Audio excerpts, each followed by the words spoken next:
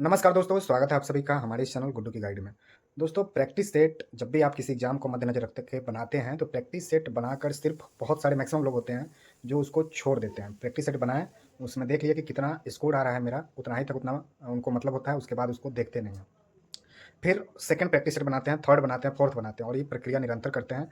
फिर लास्ट में देखते हैं कि मेरा नंबर इन्हेंस नहीं हो रहा है, बढ़ नहीं रहा है, एक एवरेज नंबर आ रहा है। जैसे अगर किसी प्रैक्टिस सेट में 120 का अगर आप टीआरई का प्रैक्टिस सेट लगा रहे हैं और उसमें आप देख रहे हैं कि 120 में अगर आपको 70 नंबर आ रहा है, तो हो सकता है कि सेकंड जब प्रैक्टिस सेट आप लगाएं तो उसमें 65 हो, या थर्ड लगाएं तो हो सकता है उसमें 75 हो जाए।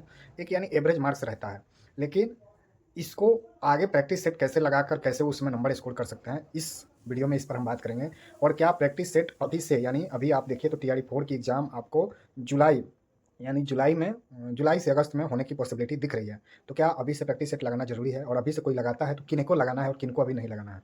चलिए सबसे पहले बात करते हैं। इसके पहले अगर आप हमारे चैनल पर नए हैं तो सब्सक्राइब कर लीजिएगा, और टेलीग्राम का लिंक जो कि डिस्क्रिप्शन बॉक्स में दिया हुआ है उसको आप ज्वाइन कर सकते हैं। वहाँ से जितना सारा स्टडी मटेरियल आपको चाहिए या पीवाईक्यू प्रश्न चाहिए आपको, तो वहाँ से आपको मिल जाएगा। सबसे पहले बात करें प्रैक्टिस सेट का, तो अभी वैसे लोग प्रैक्टिस सेट लगाना स्टार्ट कीजिए जो पहले 1 नंबर, 2 नंबर या 3 नंबर से, जो लोग पहले छटे हुए हैं या कुछ नंबर से छट रहे हैं। वैसे लोग ऑलरेडी थ्योरी पढ़े हुए हैं, तो थ्योरी पढ़ने के साथ साथ ऐसा नहीं कि सिर्फ आपको अभी प्रैक्टिस सेट ही लगाना है।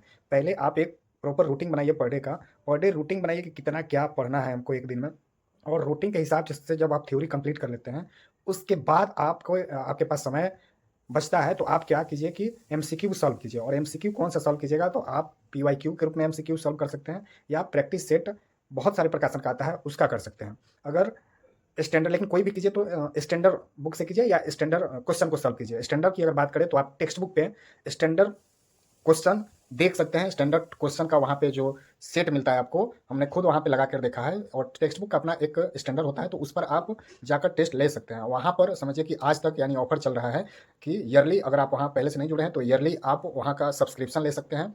और टेक्स्ट बुक पर अगर आप टेस्ट देते हैं तो उसका फ़ायदा यह होता है कि उसके क्वेश्चन का एनालिसिस साथ ही में आपको मिल जाता है नीचे। और अगर कोई क्वेश्चन गलत होता है तो, और साथ ही आपको एक स्टैंडर्ड क्वेश्चन मिल पाता है जिससे आप अच्छा क्वेश्चन अटेम्प्ट करके अपनी एक्यूरेसी बढ़ा सकते हैं।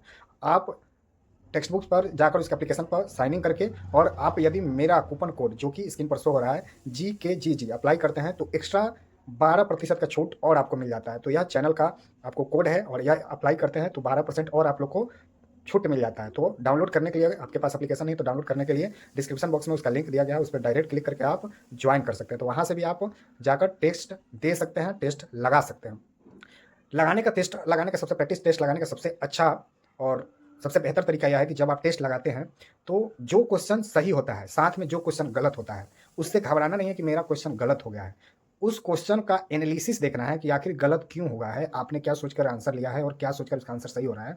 जब यह चीज़ आप फर्क करना समझ जाते हैं तो मानिए कि आप अपनी तैयारी में एक कदम आगे बढ़ चुके हैं। यानी जो भीड़ है उससे धीरे धीरे आप आगे बढ़ रहे हैं, भीड़ से अलग हट रहे हैं। और जब भीड़ से आप अलग हटते हैं, अच्छा अच्छा क्वेश्चन को सॉर्ट आउट करना, डील करना सीख जाते हैं, तो समझिए कि आपका सिलेक्शन हो जाता है। तो वैसे लोग जो पहले से कुछ कुछ नंबर से छंट रहे हैं, वो अपना थ्योरी के साथ साथ सेट बनाना स्टार्ट कीजिए, एमसीक्यू सॉल्व करना स्टार्ट कीजिए। टीआरई 1 2 3 में जितने एमसीक्यू आए हैं सबको बनाना स्टार्ट कीजिए, क्योंकि टीआरई का सेम क्वेश्चन भी रिपीट हो जाता है। दूसरा चीज़ है, जो लोग अभी फ्रेशर हैं, नए तरीके से तैयारी कर रहे हैं, उनको पहले अपना थ्योरी कंप्लीट करना है। एक बार तो कम से कम आप सिलेबस कंप्लीट कर लीजिए, फिर आप प्रैक्टिस टेस्ट लगाना शुरू कीजिए। वह आपके लिए ज़्यादा बेनिफिट्स होगा। क्योंकि अभी अगर आप लगाते हैं हड़बड़ा के कि नहीं मुझे अभी से एमसीक्यू भी सॉल्व करना है, थ्योरी भी पढ़ना है, तो कहीं ना कहीं डिमोटिवेट होइएगा, नंबर कम आएगा, डिमोटिवेट होइएगा।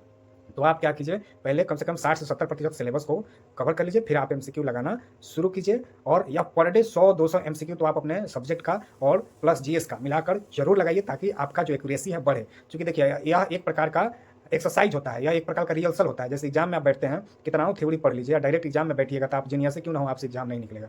लेकिन उससे पहले अगर आप 50-60 ऐसे टेस्ट मार लेते हैं, लगा लेते हैं, प्रैक्टिस टेस्ट लगा लेते हैं, तो यकीन मानिए जब आप एग्जामिनेशन हॉल में बैठिएगा तो तमाम गलतियों को स्किप कर दीजिएगा जो पहले 50-60 टेस्ट लगाकर आप इससे एक्सपीरियंस लिए रहिएगा। तो यह कुछ बातें थी जो आपको बतानी थी। बाकी आप स्टैंडर्ड अगर क्वेश्चन का बनाना चाहते हैं तो आप टेक्स्ट बुक पर जाकर वहाँ से इनरोल होकर वार्षिक जो प्लान है लेकर, और उसमें आप मेरा कोड डालिए, 12% का छूट पाइए, और इनरोल होकर आप वहाँ अपना टेस्ट लगाकर शुरू कर सकते हैं। चलिए मिलेंगे किसी नेक्स्ट वीडियो में, तब तक के लिए जय हिंद।